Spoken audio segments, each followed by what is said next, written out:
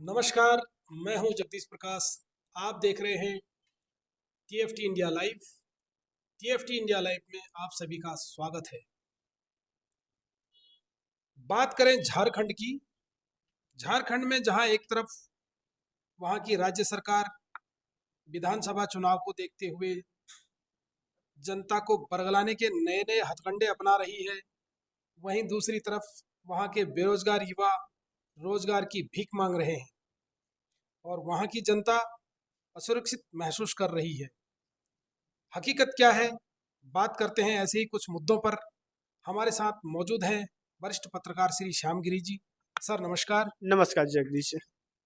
मेरा पहला सवाल झारखंड के भाजपा प्रदेश अध्यक्ष एवं पूर्व मुख्यमंत्री बाबूलाल मरांडी ने राज्य में बढ़ते अपराध की घटनाओं पर चिंता व्यक्त की है और राज्य सरकार को जिम्मेदारी ठहराया है।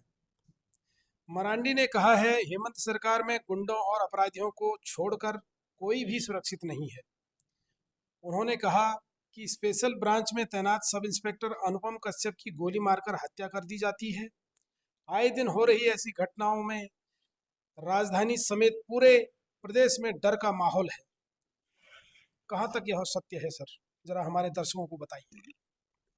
बाबूलाल मरांडी ने जो कहा है कि जी हेमंत सोरेन सरकार में इस तरह की घटनाएं घट रही हैं, जी कि किसी भी राज्य में घटनाएं घटती है तो वह दुर्भाग्यपूर्ण है। जी सवाल उठने चाहिए जी। और उठते रहे। हम्म, लेकिन वहां पे हेमंत सोरेन की सरकार है, इंडिया गठबंधन की सरकार है। जी जहां भारतीय जनता पार्टी की सरकार है, वहां क्या हो रहा है? जी क्या बाबूलाल मरांडी ने उसी झारखंड से सटे सटे बिहार के अंदर जब वीआईपी चीफ के पिता की जब हत्या हो गई है, हम्म, क्या नाम था उनका, साहनी, जी साहनी के पिता की हत्या हुई, हम्म, तो क्या इन्होंने यह कहा कि नीतीश कुमार का फेलियर है, नीतीश कुमार क्या कर रहे हैं? हम्म, सवाल उठाना चाहिए। जी भारतीय जनता पार्टी के सहयोग से नीतीश कुमार सीएम है। भारतीय जनता पार्टी सहयोगी दल है, बिल्कुल। सत्ता में है हम्म, बिहार के अंदर हम्म, सालों से है। और भी घटनाएं घट रही हैं, वहां को लेकर के नहीं कहा।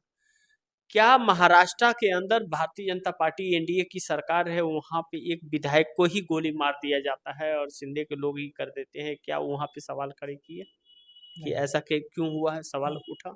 नहीं क्या उत्तर प्रदेश के अंदर ऐसे सवाल उठे? उत्तर प्रदेश में हजारों हत्याएं इस तरह से हो रही हैं। जी क्या योगी सरकार पर सवाल खड़ा किया? यह एक राजनीतिकरण है, हम्म, राजनीति के तहत राजनीतिक बयान है यह।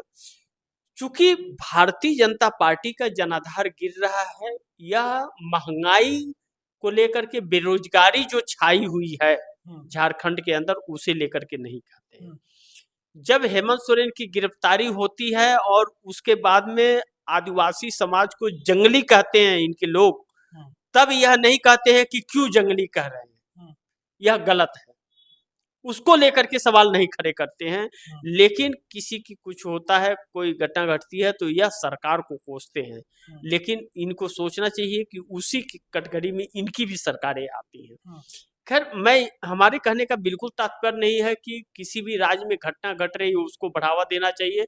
यह निंदनीय है जी और हर सरकार को इस पे काम करना चाहिए, करना चाहिए। इस पे रोक लगाना चाहिए, जी क्योंकि यह चीजें रुकनी चाहिए। हम्म, लेकिन राजनीति का घिनौना प्रकरण जो चल रहा है, राजनीति को दुश्मनी के हिसाब से जो देखा जा रहा है, जब हेमंत सोरेन की गिरफ्तारी करने के बाद में इन लोगों ने ऑपरेशन कमल चला करके, लोटस चला करके वहां सरकार गिराने की साजिश रच रहे थे। हम्म, तीन तीन बार साजिशें रची इन लोगों ने, लेकिन तीनों बार विफल हो गए। सरकार भारतीय जनता पार्टी नहीं बना पाई। हम्म, लोकसभा चुनाव में भी बहुत अच्छे प्रदर्शन नहीं रहे भारतीय जनता पार्टी का।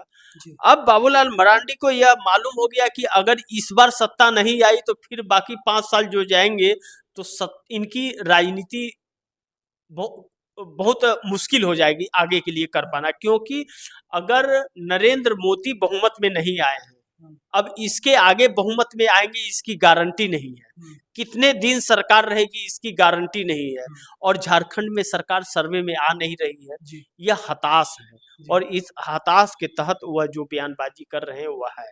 लेकिन अगर उन्हें चिंता झारखंड की है, हम्म, तो उन्हें झारखंड की चिंता है, तो झारखंड के उस आदिवासी समाज की भी बातें करनी चाहिए उन्हें, उस बेरोजगारों की भी बातें करनी चाहिए जो बेरोजगार वहाँ पे नौकरी के लिए परेशान है, महंगाई जो कमर तोड़ है उसकी भी करनी चाहिए, लेकिन उसकी बातें नहीं करेंगे। महंगाई को लेकर के या भाजपा वाले बात नहीं करते हैं, बेरोजगारी को लेकर बात नहीं करेंगे, लोगों को भारतीय जनता पार्टी वाले जो घिनौना कार्य कर रहे हैं उससे नहीं करेंगे। मणिपुर को लेकर के किसी भारतीय जनता पार्टी का नेता का बयान नहीं आया, क्या वो महिलाएं महिला नहीं थी, इस देश की महिला नहीं थी क्या? लेकिन यह भारतीय जनता पार्टी की अब प्रवृत्ति बन गई है, हार का हताश है।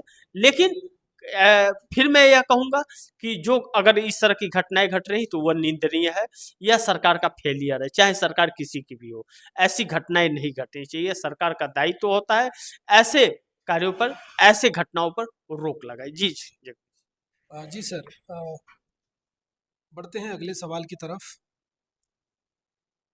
झारखंड के पूर्व मंत्री सरयू राय जेडीयू में शामिल हो गए हैं। पार्टी के कार्यकारी अध्यक्ष संजय कुमार झा ने रविवार को इसकी जानकारी दी है। सरयू राय झारखंड के निर्दलीय विधायक हैं। जेडीयू के कार्यकारी अध्यक्ष संजय कुमार झा ने उन्हें पार्टी की सदस्यता दिलाई है। बीते दिनों सरयू राय ने नीतीश कुमार से मुलाकात की थी। उसी वक्त उनके जेडीयू में शामिल होने के कयास लगाए जा रहे थे। जेडीयू अब झारखंड में कड़ी सौदेबाजी कर सकती है। सरयू राय के शामिल होने से पार्टी को झारखंड में अपना खोया हुआ गौरव वापस मिल सकता है।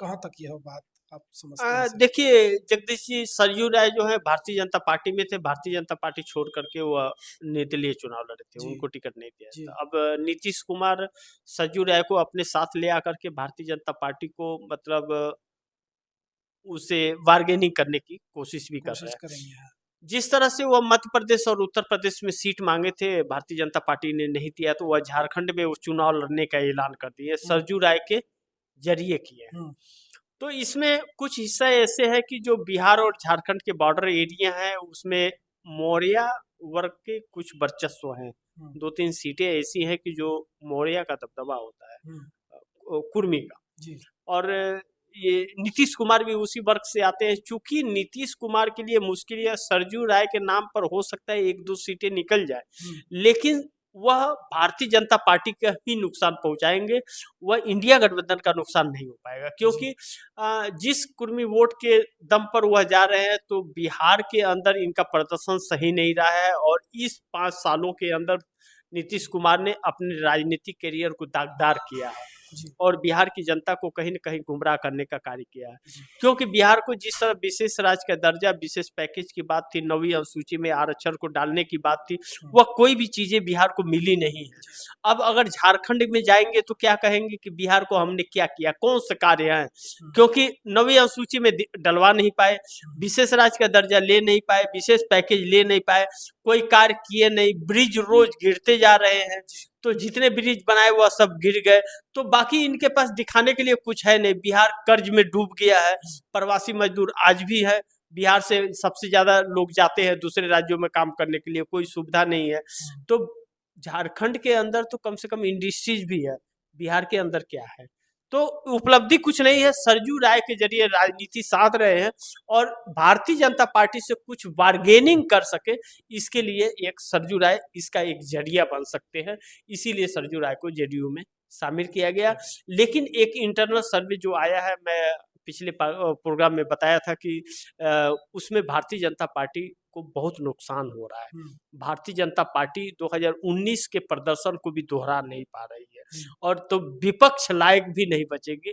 और कहीं अगर क्लीन स्वीप हो गया कर्नाटक के तर्ज पर झारखंड के अंदर, तो भारतीय जनता पार्टी को फिर पनप पाना बहुत मुश्किल होगा। जी जी बढ़ते हैं सर अगले सवाल की तरफ। अगला सवाल हमारा है, कांग्रेस अध्यक्ष मल्लिकार्जुन खड़गे ने चुनावी राज्य झारखंड के लिए 3 सदस्यीय स्क्रीनिंग कमेटी बनाई है।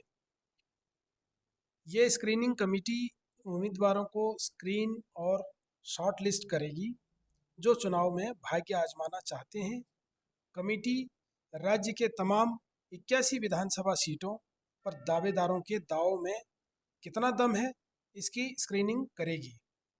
और उनके दावे को एक एंगल से खंगालने के बाद हर क्षेत्र के लिए कुछ नाम शॉर्टलिस्ट कर केंद्रीय नेताओं के पास भेजेगी, जो उस पर अंतरिम मुहर लगाएगी। इस पर आपकी क्या राय है सर? देखिए जगदीश जी, कांग्रेस हर राज्यों में ऐसे कर रही है, जहां जहां चुनाव हो रहा है जी हर राज्यों में यह प्रक्रिया अपना रही है। कांग्रेस किसी को भी ऐसे वैसे को टिकट नहीं देना चाहती। जी कांग्रेस देख रही है कि अगर जितने लोग प्रत्याशी के तौर पे मतलब अपना फार्म फिलअप कर रहे हैं, जी तो फार्म फिलअप के साथ 10,000 रुपया उन लोगों को जमा करना पड़ता है। हम्म, और सर्वे करा रही है कांग्रेस, और सर्वे करा करके यह देखती है कि किसका वर्चस्व है, कौन जीता हुआ कैंडिडेट है, किसको अगर हम हेल्प करें, उसके लिए प्रचार करें तो वह जीत सकता है। जी ऐसा नहीं कि हम प्रचार भी करें बेकार भी हो जाए और क्या नाम है कि वह जीत भी हासिल न करे और वह भाजपा का एजेंट निकल जाए। ऐसे लोगों पर ध्यान दें। इसके लिए हर राज्य, झारखंड हो, चाहे वह महाराष्ट्र हो और चाहे वह हरियाणा हो, तीनों जगह पर किया जा रहा है। और हरियाणा में तो कांग्रेस की पूर्ण बहुमत की सरकार आ रही है सर्वे के अनुसार, और झारखंड में इंडिया गठबंधन की सरकार और महाराष्ट्र में इंडिया गठबंधन की सरकार आ रही है। लेकिन पूरे इंडिया गठबंधन के भी जो भी प्रत्याशी हैं, सभी प्रत्याशियों की जांच की जा रही है और सबको यह देखा जा रहा है कि कौन जमीन से जुड़ा हुआ है, कौन आम जनता के मुद्दों के साथ खड़ा है, कौन उसके लिए फायदेमंद है और कौन जनता के पास गया है और जनता की क्या राय है, यह सारी ली जा रही है। और यह सही भी है, ऐसा होना भी चाहिए। ये ऐसा नहीं कि भारतीय जनता पार्टी की तरह नरेंद्र मोदी आने के बाद में किसी को भी रिमोट कंट्रोल के तौर पर मोहन यादव, जिसे कोई नहीं जानता, पहली बार जीत करके आए और उनको सीएम बना दिए। जी और भजन लाल पहली बार जीत करके आए, राजस्थान का सीएम बना दिए। तो ऐसा वो कांग्रेस नहीं करना चाहती। कांग्रेस अब पिछली बातों को भूल करके, पिछली गलतियों को भूल करके और आगे बढ़ने का कार्य कर रही है, और यही इंडिया गठबंधन को राय भी दे रही है। सभी प्रत्याशियों के ऐसे हर राज्यों में जांच हुए रहे हैं और सर्वे किए जा रहे हैं कि कौन है जो जनता के साथ जुड़ा हुआ है। जो जनता के साथ जुड़ा होगा उसे ही टिकट देंगे, ऐसा तय हुआ है और इसी पे कार्य चल रहा है, कांग्रेस का भी और इंडिया गठबंधन का भी। जी जगदीश। धन्यवाद सर। तो ये थे हमारे वरिष्ठ पत्रकार श्यामगिरी जी। हमारे सभी सवालों के जवाब दर्शकों तक बहुत विस्तार से पहुंचाए रहे थे। हम आशा करते हैं कि हमारे द्वारा दिए गए सभी सवालों के जवाबों से आप संतुष्ट होंगे। आपको यह कार्यक्रम कैसा लगता है कमेंट बॉक्स में ज़रूर लिखें। ऐसे ही कुछ मुद्दों को लेकर हम फिर हाजिर होंगे। देखते रहिए TFT इंडिया लाइव। धन्यवाद।